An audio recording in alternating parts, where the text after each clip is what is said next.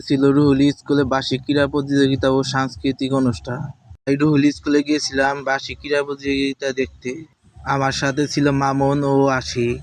আমরা রুহুল স্কুলে যাচ্ছি হেঁটে হেঁটে। এটা হলো আমাদের এলাকার ব্রিজ। 8 থেকে 10 মিনিট লাগবে রুহুল স্কুলে পৌঁছাতে। এটা হলো আমাদের নুরানি ও হাফিজা মাদ্রাসা। আর ডান পাশে হলো আমাদের রুহুলি কবরস্থান।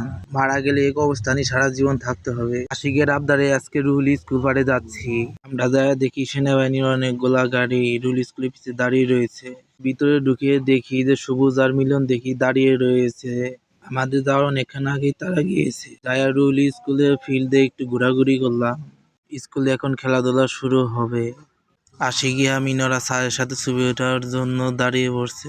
ছবি উঠে দেখতেছে যে ছবিগুলো অনেক ভালো হয়েছে নাকি খারাপ হয়েছে। স্কুলে কিছুক্ষণ থাকার পর আমরা 3 জন মিলে গেলাম হলো গানের শুটিং করতে। এখন যাব নিকলার দিকে ভিডিও করার জন্য। ভিডিওতে ইয়ামিনের ফেস দেখা গেলে ওর জিএফ মারবে, তাই ও ফেস দেখাবে না। অনেকক্ষণ বলার পর তার ফেস দেখা গেছে। এখন আমরা ঢুকে পড়বো বিলচাপড়া দাখিল মাদ্রাসার দিকে। এই মাদ্রাসা ক্রস করে আমরা আমাদের গন্তব্যের দিকে এগিয়ে যাচ্ছি। বিলচাপড়া চরনিকলা রাস্তাটা অনেক সুন্দর, দুই পাশে অনেক সুন্দর সুন্দর গাছ রয়েছে। এখন আমরা ঢুকে পড়েছি চরনিকলা বাজারে। রাস্তার বাম পাশে অনেক সুন্দর একটা মসজিদ রয়েছে। মসজিদটা দেখতে অনেক সুন্দর ছিল। এই সামনে ব্রিজে আমাদের গানের শুটিং হবে। এই ব্রিজের দুই পাশে শুধু বিল আর বিল। গানের শুটিং শেষ করে আমরা চলে যাচ্ছি আবার রুহুল স্কুলের দিকে। এখন আবারও ঢুকে পড়বো রুহুল স্কুলের ভিতরে। আমরা ভিতরে ঢুকে দেখি যে র্যালি শুরু হয়ে গেছে। এরপরই খেলাধুলা শুরু হবো। খেলাধুলা শেষ হওয়ার পর সাংস্কৃতিক অনুষ্ঠান শুরু হবে।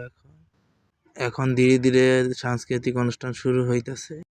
অনুষ্ঠানটা অনেক সুন্দর ছিল। অনুষ্ঠানে অনেক লোক ছিল। অনুষ্ঠানে নাটক, নৃত্য সব ছিল। রুহুল স্কুলের মেয়েরা অনেক সুন্দর নাটক করতে পারে। নাটকগুলো দেখে অনেক ভালো লাগলো।